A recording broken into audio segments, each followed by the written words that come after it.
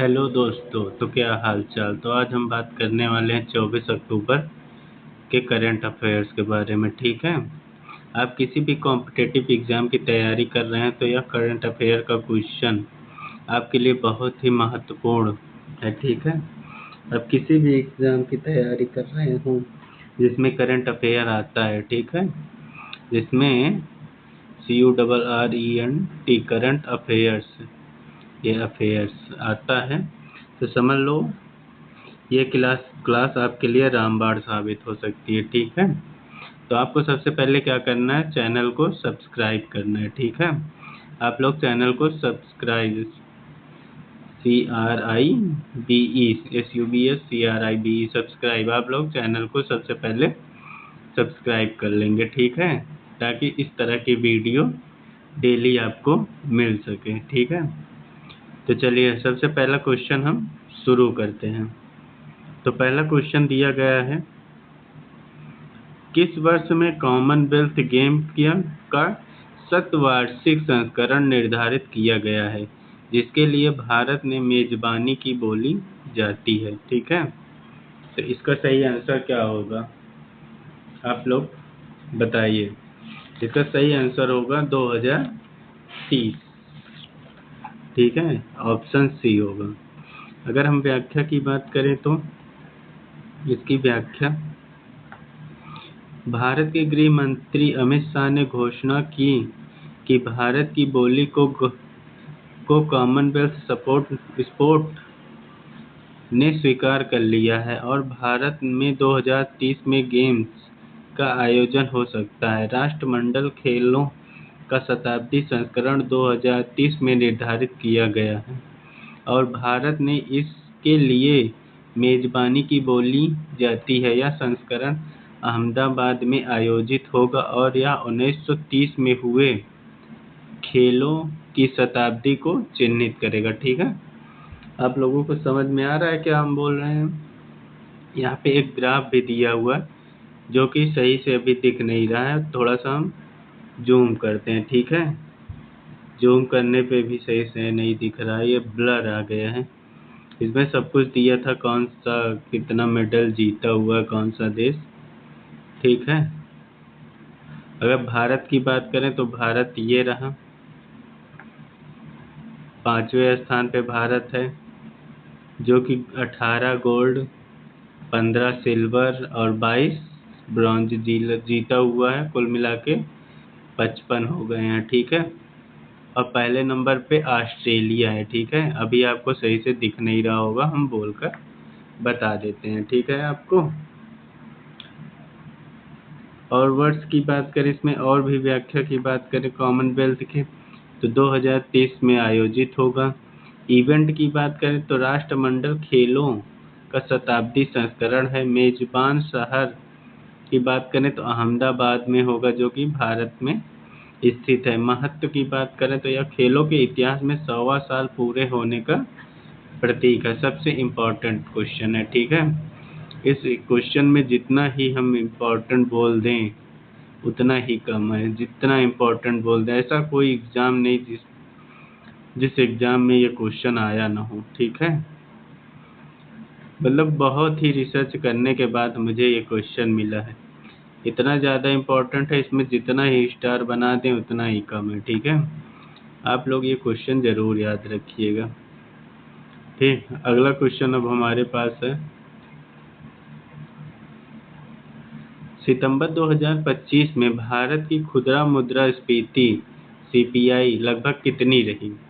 CPI दर बताना है आपको। ठीक है, इसका सही आंसर हो जाएगा डी, 1.54% थी। ठीक है, चलिए व्याख्या की बात कर लेते हैं। व्याख्या की बात करें तो सितंबर 2025 में भारत की खुदरा मुद्रास्फीति 8 वर्षों के न्यूनतम स्तर पर 1.54% रही। कितनी रही, 1.54% रही। ठीक है, और भी थोड़ा व्याख्या की बात करेंगे हम।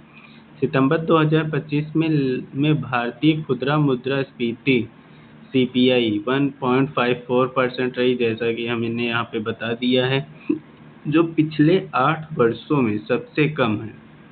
क्या है, पिछले 8 वर्षों में सबसे कम है। यह गिरावट मुख्य रूप से खाद्य कीमतों में लगातार कमी के कारण हुई। यह गिरावट क्यों हुई? यह गिरावट जो है मुख्य रूप से खाद्य कीमतों में लगातार कमी के कारण हुई। ये बहुत ही इम्पोर्टेंट लाइन है, ठीक है, इसको याद रखिएगा। जिससे अगस्त 2025 में 2.07% के मुकाबले यह आंकड़ा काफ़ी कम हो गया। 2.7% के मुकाबले यह आंकड़ा जो है काफ़ी कम हो गया, ठीक है। मुद्रास्फीति दर 1.54% है। पिछले महीने अगस्त 2025, पिछले महीने 1-2 महीने पीछे की बात करें तो 2.07% रही, ठीक है। गिरावट का कारण खाद्य कीमतों में निरंतर कमी। इस लाइन से भी क्वेश्चन बनते हैं एग्जाम में, ठीक है, इसको भी हम स्टार कर लेंगे। विशेषता की बात करें तो यह जून 2017 के बाद सबसे निचला स्तर है। बहुत इंपॉर्टेंट क्वेश्चन। या फिर लाइन, यह जून 2017 के बाद सबसे निचला स्तर है, पहला निचला स्तर 2017 के बाद, ठीक है। अगला क्वेश्चन अब हमारे पास है, भारत के रिजर्व बैंक ऑफ इंडिया मतलब RBI, reserve bank of India ने किस प्रकार की कर्ज दशा को सुदृढ़ करने की संभावना जताई? उसकी मेन बैंक नीति की बैठक मिट्स मतलब MITS का फुल फॉर्म क्या होगा? मिट्स मतलब MITS, एम से मेन बैंक नीति बैठक मतलब मिट्स के अनुसार बताना है हमको, ठीक है। मिट्स मतलब MITS, ठीक है, इसको इंग्लिश में बोलेंगे। इसके आंसर की बात करें तो दरों में कटौती की गुंजाइश है, ठीक है। व्याख्या यहाँ पे थोड़ा दब गया है। आरबीआई की मौद्रिक नीति की बैठक के अनुसार बैंक ऋण वितरित प्रणाली को आसान बनाने और ऋण की ब्याज दरों पर नियंत्रण रखने जैसी ऋण दशाओं को सुदृढ़ करने की संभावना जताई है। ऐसा अर्थव्यवस्था में तरलता को नियंत्रित करने और आर्थिक प्रवृत्तियों के अनुरूप विशिष्ट उपायों को अपनाने के लिए किया गया है, जिसमें ब्याज दरों में वृद्धि पर नियंत्रण भी शामिल है, ठीक है। समझ में आ गया आपको ये क्वेश्चन? इसका सही आंसर जो है सी होगा, दरों में कटौती की गुंजाइश, ठीक है।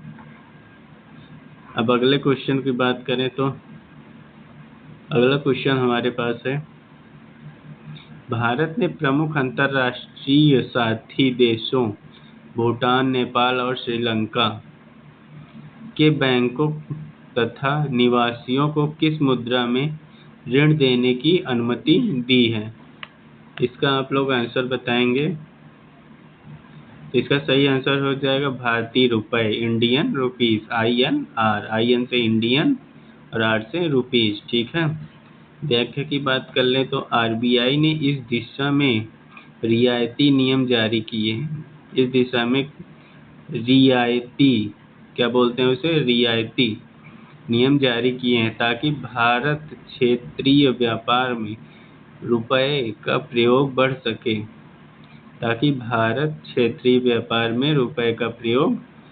सके। भारत ने भूटान, नेपाल और श्रीलंका के बैंकों और निवासियों को भारतीय रुपए, इंडियन रुपीस में ऋण देने की अनुमति दी है। यह भारतीय रिजर्व बैंक आरबीआई द्वारा सीमा पार व्यापार को आसान बनाने के लिए की गई एक पहल है।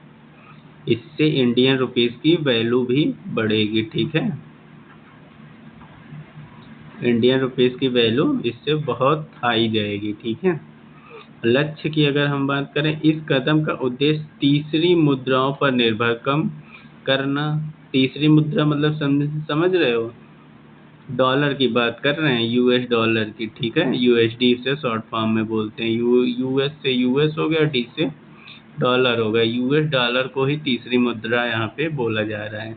इस कदम का उद्देश्य तीसरी मुद्राओं पर निर्भरता कम करना और रुपए के वैश्वीकरण को बढ़ावा देना। जैसे डॉलर अभी विश्व की मतलब विश्व लेवल पे व्यापार करना हो तो डॉलर आसानी से यूज किया जा सकता है। वैसे वैश्वीकरण को बढ़ावा देने के लिए रुपए का भी यूज हो, हमारी ऐसी क्या है, पहल है, ठीक है। चलिए अगला क्वेश्चन पे हम बढ़ते हैं। तो अगला क्वेश्चन हमारे पास है, निम्न में से कौन सा घटक अक्टूबर 2025 में मुंबई में रिकॉर्ड तापमान से संबंधित है? मतलब समझे? तो इसका सही आंसर हो जाएगा 7 साल में दूसरा सबसे ऊंचा अक्टूबर तापमान। सबसे ऊंचा अक्टूबर तापमान 37 डिग्री सी, ये सही माना गया है, ठीक है। अगर हम व्याख्या की बात करें तो मुंबई ने 17 अक्टूबर 2025 इसी 17 को, जो दिवाली के पहले 17 आया था, 37 डिग्री, कितना, 37 डिग्री सेल्सियस, सी को क्या बोलते हैं, सेल्सियस बोलते हैं, ठीक है। अगर यहाँ पे डिग्री लग गए, तापमान को सेल्सियस में नापा जाता है, ठीक है। का तापमान रिकॉर्ड किया, जो पिछले 7 साल में अक्टूबर के लिए दूसरा सबसे ऊंचा था, ठीक है। अक्टूबर 2025 में मुंबई में 37 डिग्री सेल्सियस तापमान दर्ज किया गया, जो 7 वर्षों में अक्टूबर का दूसरा सबसे अधिक तापमान था। यह एक रिकॉर्ड तापमान की घटना थी, जो मुंबई के लिए सामान्य से अधिक गर्मी का संकेत देती थी। तापमान की बात करें 37 डिग्री सेल्सियस, रिकॉर्ड की बात करें 7 वर्षों में अक्टूबर का दूसरा सबसे अधिक तापमान। अभी और कहीं आपको दिखाए थे ना, यहाँ भी दूसरा सबसे अधिक तापमान, इसके पहले भी बताया था दूसरा सबसे ऊंचा या फिर सबसे अधिक तापमान, ठीक है। इसका सही आंसर हो जाएगा सी आंसर इसका सही है, ठीक है। 7 साल में दूसरा सबसे ऊंचा अक्टूबर तापमान 37 डिग्री सेल्सियस। अगला क्वेश्चन हमारे पास है,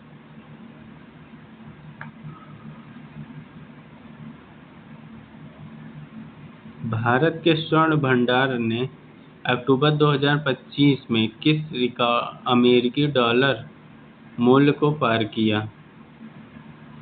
भारत के स्वर्ण भंडार ने अक्टूबर 2025 में किस अमेरिकी डॉलर मूल्य को पार किया? तो 100 बिलियन यूएस डॉलर, कहाँ पे है, C answer. 100 billion US dollar को जो है अमेरिकी डॉलर मूल्य जो है पार कर चुका है, ठीक है। इसकी अगर व्याख्या की बात करें तो भारत ने स्वर्ण भंडार ने अक्टूबर 2025 में 100 अरब डॉलर, कितना, 100 अरब डॉलर भाई साहब, के अमेरिकी डॉलर मूल्य को पार किया है। 10 अक्टूबर 2025 को समाप्त सप्ताह में सोने के भंडार का मूल्य $3.595 अरब डॉलर से बढ़कर $102.365 अरब डॉलर हो गया, जो पहली बार 100 अरब डॉलर के पार हो गया है।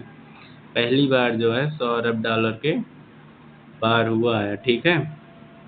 जितने भी क्वेश्चन दिए गए थे, जो सबसे ज़्यादा मोस्ट इम्पॉर्टेंट क्वेश्चन थे, मतलब ऐसा कोई एग्जाम नहीं होगा जिसमें ये क्वेश्चन पूछे नहीं हुए, मतलब वेरी इंपॉर्टेंट बोल सकते हैं, इम्पॉर्टेंट से भी इम्पोर्टेंट। मतलब इस क्वेश्चन में जितना स्टार हम बना दें उतना कम है, आप समझ लीजिए। हर एग्जाम में मतलब इसमें से तो क्वेश्चन बनना फिक्स है, आप इस तरह से समझ लीजिए। चलिए ठीक है, वीडियो को यहीं से समाप्त करते हैं। आप लोग जो है लाइक कीजिए ज़्यादा से ज़्यादा, उसके बाद चैनल को सब्सक्राइब कीजिए, ठीक है। इसी तरह के वीडियो पाने के लिए चैनल को ज़रूर सब्सक्राइब करिएगा, ठीक है। चलिए बाय बाय, मिलते हैं अगले वीडियो में, तब तक के लिए मुस्कुराते रहिए, ठीक है, बाय।